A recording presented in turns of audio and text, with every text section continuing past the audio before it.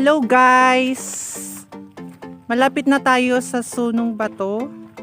So, kumuha kami ng habal-habal kanina yung sinakyan namin. So, nakauwi na siya and naglakad na lang kami papunta dito kasi pangit yung daan.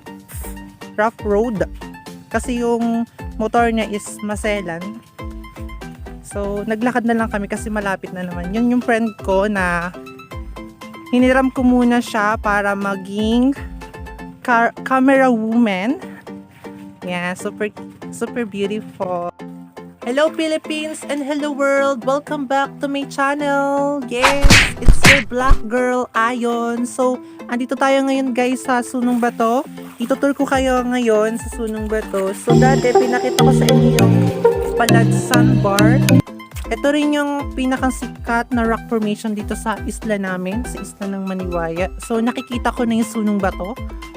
Ayan. So, dati guys, dinala ko kayo sa Palad Sandbar. Ngayon, dadalhin ko naman kayo, itutur ko naman kayo sa binansagang Sunong Bato ng isla ng Maniwaya. So, nakikita ko na siya. Gusto niyo na bang makita?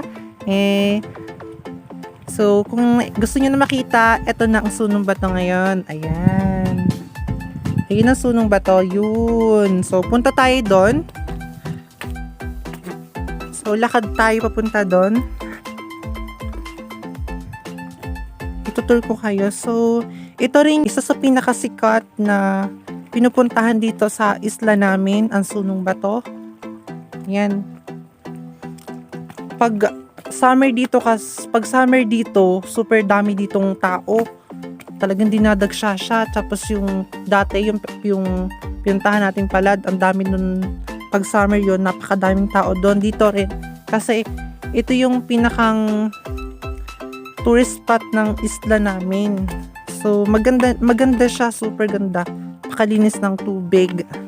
So, mag-iingat lang tayo pag hakbang kasi may mga ligtaw-ligtaw kung tawagin or space yung bato. So, tsaka matilas yung ibang bato kaya kung pumunta kayo dito, dala kayo ng magchinelas kayo or shoes na pang beach talaga. So, guys, ang ano kasi maganda kasi dito, malinis ang tubig, di ba? So, hintay tayo ng malaki ang tubig mamaya. So, malapit na tayo sa Sunong Bato. Ayan. Lakad tayo papunta doon. So, hello sa mga mahilig mag-adventure, punta sa mga ganitong mga rock formation. Yan. Mga rock formation. Kung gusto niyo pumunta dito sa isla namin, welcome po kayo. So, siguro naman pagtapos ng pandemang ito, makakapunta na kayo dito. At para makita niyo yung magaganda naming tanawin and mga beach resort. So, ayan guys. Yan ang Sunong Bato. Ayan.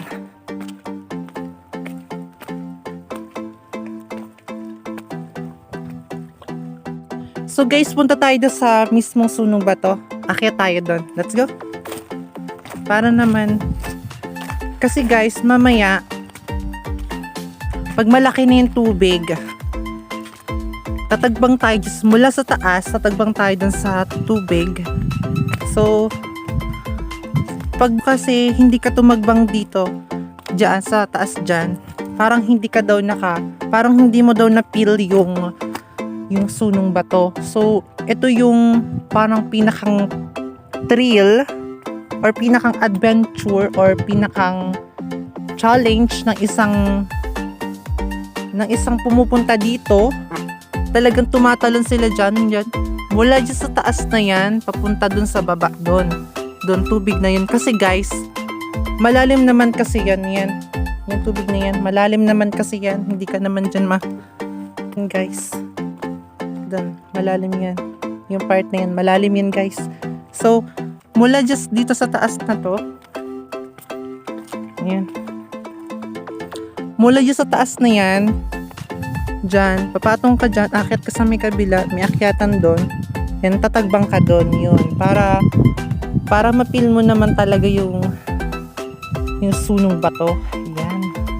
So guys, andito tayo ngayon sa second floor ng sunong bato. May floor. Diba ang taray ng sunong bato? So, ayan. Ito ang sunong bato. Ito yung pinagmamalaki ng isla ng Manionia. Ayan. So guys, akyat tayo sa taas. Tingnan nyo guys. Ingat lang kayo. Akyat tayo.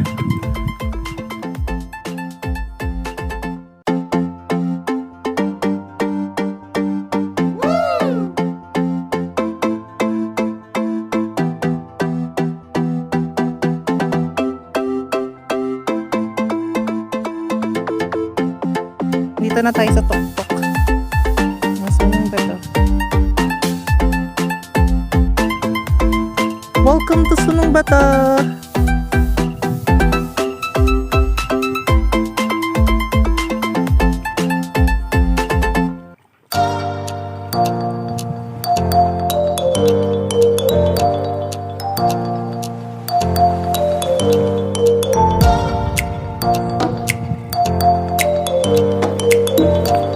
Mula dito sa taas, tagbang ka dyan. So guys, tatalon ako dito sa Sunong Bato. So try natin kung ano experience ng tumalon sa Sunong Bato. Let's go! Tatalon ko siya. So may kasama ako, try ko lang kung ano. O diba? Natatakot ako. Bye-bye, kamatayat ko na ata. Bye!